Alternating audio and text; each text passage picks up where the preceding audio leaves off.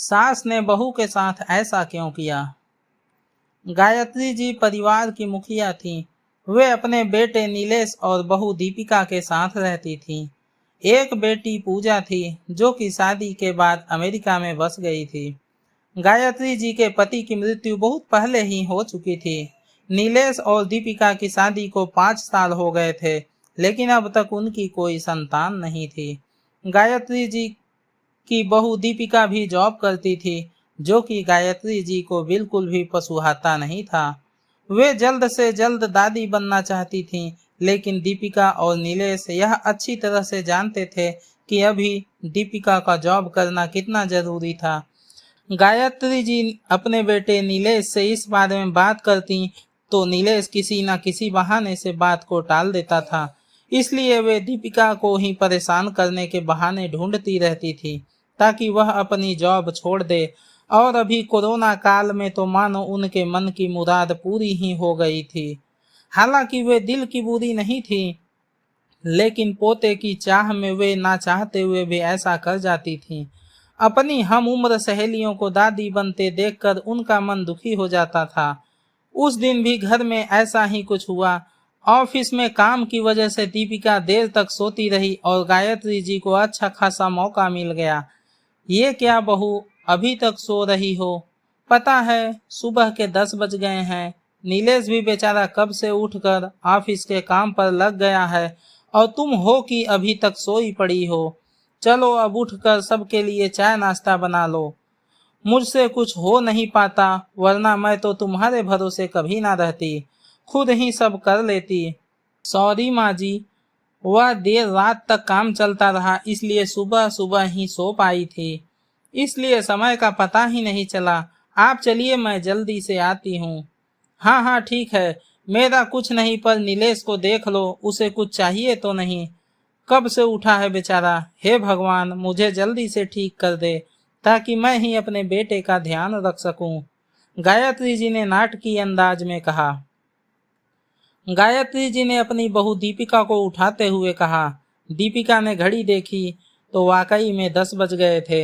आज उसकी आंख कैसे नहीं खुली।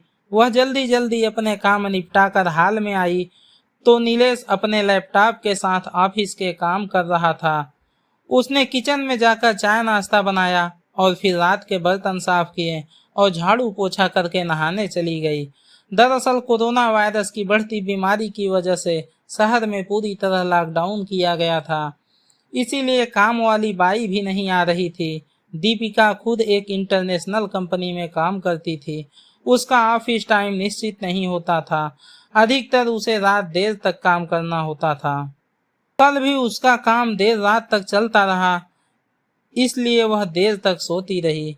दीपिका नहा कर आई तो देखा कि उसकी सास अपने कमरे में अपनी सहेली से फोन पर बात कर रही थी। बातचीत में अपना नाम सुनकर दीपिका सास की बात सुनने लगी।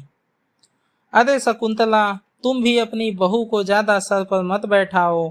बहू को ज्यादा उड़ने दोगी तो कल को अपनी नौकरी के चक्कर में वह तुम्हें ही नौकरानी बनाकर छोड़ेगी। मैं तो भाई शुरू से ही दीपिका के नौकरी करने के खिलाफ थी। अब करे नौकरी शौक से, पर साथ साथ घर के काम भी करे। मैं तो बदन दर्द का बहाना बनाकर बैठ जाती हूँ, नहीं तो सारे काम का बोझ मेरे सिर पर आ गिरता। मैं कोई मुफ्त की नौकरानी थोड़े ही हूँ। मैं तो कहती हूँ तुम भी यही किया करो। सास की बात सुनकर दीपिका के आंखों में आंसू आ गए। वह जिस सास को बीमार समझकर उनकी दिन रात सेवा करती, उन्हें एक गिलास तक उठाने नहीं देती है, सारा दिन घर का और रात को ऑफिस का काम करके थकान से चूर होकर उफ तक नहीं करती, उसका यह फल मिला है उसे। माना वे मेरी नौकरी के खिलाफ हैं, मगर यदि घर की किस्त नहीं होती तो वह भी कभी नौकरी नहीं करती। नीलेश का बोझ कम करने के लिए ही तो वह नौकरी कर रही थी। खैर, अभी के मुश्किल समय में वह सास से किसी भी बात पर बहस नहीं करना चाहती थी जिससे घर का माहौल खराब हो, इसलिए वह उनकी बात को नजरअंदाज करके वहां से चली गई। लेकिन उसकी नजरों में गायत्री जी की इज्जत जरूर कम हो गई थी। दूसरे दिन सुबह सुबह गायत्री जी की बेटी पूजा का अमेरिका से फोन आ गया। पूजा की सास उसके पास अमेरिका आई हुई थी। आदत के अनुसार गायत्री जी ने जैसे ही पूजा की सास की बुराई करनी चाहिए वैसे ही पूजा ने उन्हें डपट दिया। माँ, आप बिल्कुल भी माँ जी के बारे में अनाप शनाप नहीं बोलेंगी। पता है आपके चक्कर में आकर मैंने उनके साथ कितना बुरा व्यवहार किया था, लेकिन आज मुझे उनकी कीमत पता चल गई है। तुम तो उनके यहाँ पर आने के कितने खिलाफ थी, मगर आज वे यहाँ नहीं होती ना माँ तो न जाने मेरा क्या हाल होता। तुम्हें तो पता ही है कि मेरा नौकरी करना कितना जरूरी है। कोरोना ने यहाँ भी ऐसा कहर ढाया है कि घर से ही सब करना पड़ रहा है। चीकू का बेबी केयर सेंटर भी बंद है। मैं और महेश फुल टाइम बिजी रहते हैं।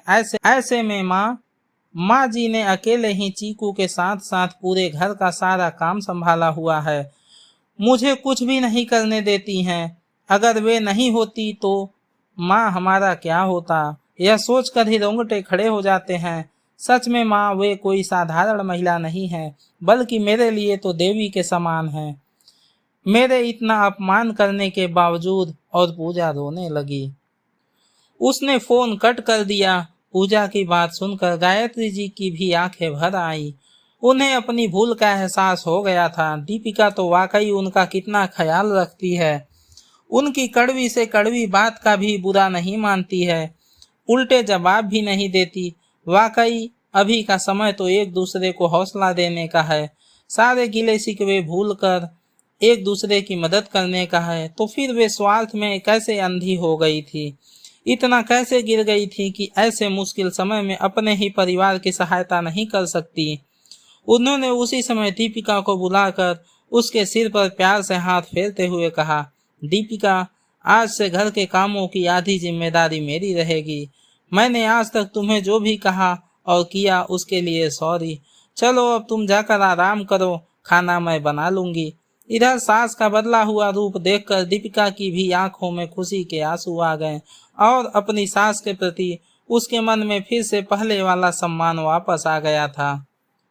दोस्तों, आपको ये छोटी सी कहानी कैसी लगी हमें कमेंट करके ज़रूर बताएं। अगर आपको वीडियो पसंद आई हो तो वीडियो को लाइक करें, अपने दोस्तों के साथ शेयर करें और अगर आप चैनल पर नए हैं तो चैनल को सब्सक्राइब अवश्य कर लें। धन्यवाद दोस्तों, मिलते हैं एक नई कहानी के साथ।